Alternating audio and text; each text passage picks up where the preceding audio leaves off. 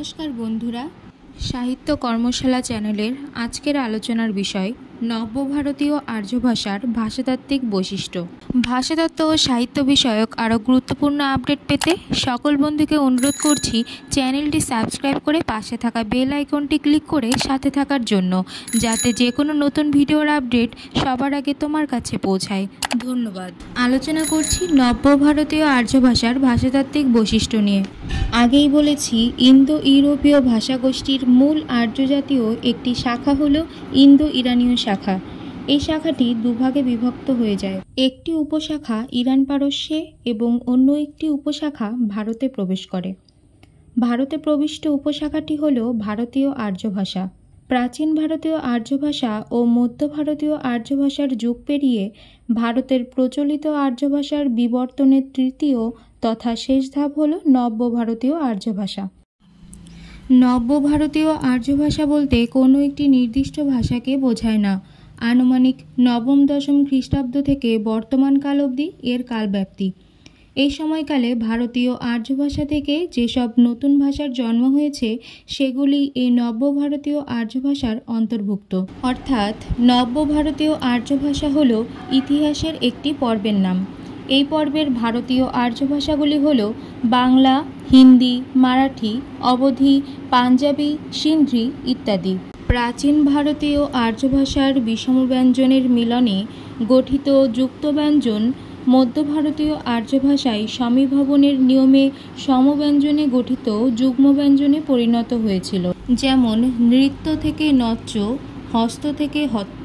এই সমব্যঞ্জনে গঠিত যুগ্ম ব্যঞ্জনের মধ্যে একটি ব্যঞ্জন নব্যভারতীয় আর্য ভাষায় লোপ পেল এবং পরবর্তী স্বর দীর্ঘ হল। যেমন নচ্চ থেকে নাচ।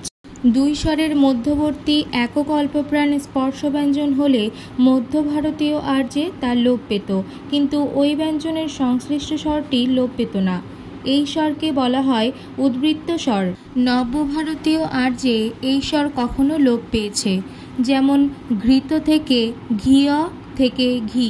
কখনো উদ্বৃত্ত স্বরের সঙ্গে পার্শ্ববর্তী স্বরের সন্ধি হয়েছে, যেমন গত থেকে গেল। আবার কখনো স্বরটি পার্শ্ববর্তী স্বরের সঙ্গে মিলিত হয়ে দ্বিস্বরে পরিণত হয়েছে, যেমন বধূ থেকে বউ থেকে বউ। পদমধ্যস্থ দ্বিস্বরধ্বনির শেষটি অ অথবা আ হলে তা নব্যভারতীয় আর্য ভাষায় লোপ পেয়েছে। যেমন মৃত্তিকা থেকে মট্টিয়া থেকে মাটি। পদের অন্তে অবস্থিত স্বরধ্বনি নব্যভারতীয় আর্যে লোপ পেয়েছে অথবা বিকৃত হয়েছে। যেমন অগ্নি থেকে আগ।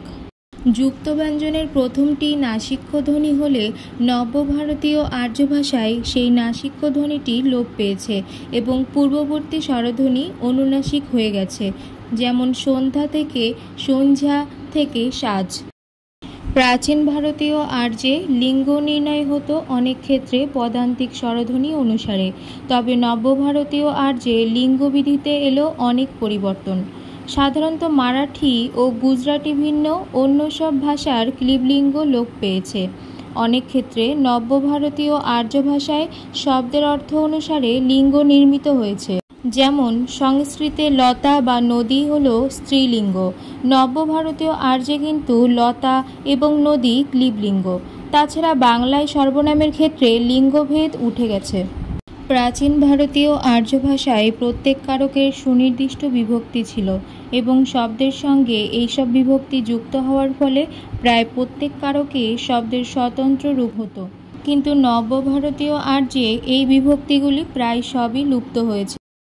অধিকাংশ নব্যভারতীয় আর্য ভাষায় একবচন ও বহুবচনের রূপভেদ রইল না, কিন্তু পশ্চিমা হিন্দি, সিন্ধি, মারাঠি প্রভৃতি কয়েকটি নব্যভারতীয় আর্য ভাষায় একবচন ও বহুবচনের পৃথক রূপ লক্ষ্য করা যায়। যেমন পশ্চিমা হিন্দিতে একবচন লড়কা, বহুবচন লড়কে। নব্যভারতীয় আর্য ভাষায় একাধিক ধাতুর সংযোগে গঠিত যৌগিক কালের রূপ দেখা দিল। যেমন বাংলা কর যুক্ত ইয়া যুক্ত আছো যুক্ত এ সমান করেছে। এখানে কর ও আছো দুটি ধ্বনি মিলে একটি ক্রিয়া গঠিত হয়েছে। নবভারতীয় আর্য ভাষায় ক্রিয়ারূপের ও সরলীকরণ হয়েছে খুব বেশি। নবভারতীয় আর্যে শুধু কর্তৃবাচ্য ও কর্মভাববাচ্যে বর্তমানের বিভক্তিঘটিত রূপ স্বতন্ত্র বজায় আছে, আর ভাবের মধ্যে শুধু বর্তমানকালের নির্দেশক ও অনুজ্ঞার স্বতন্ত্র রূপ আছে। এই ছিল আজকের আলোচনার টপিক, নবভারতীয় আর্য ভাষার ভাষাতত্ত্ব অর্থাৎ ধ্বনিতাত্ত্বিক ও রূপতাত্ত্বিক বৈশিষ্ট্য।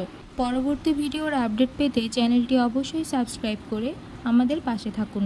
ধন্যবাদ।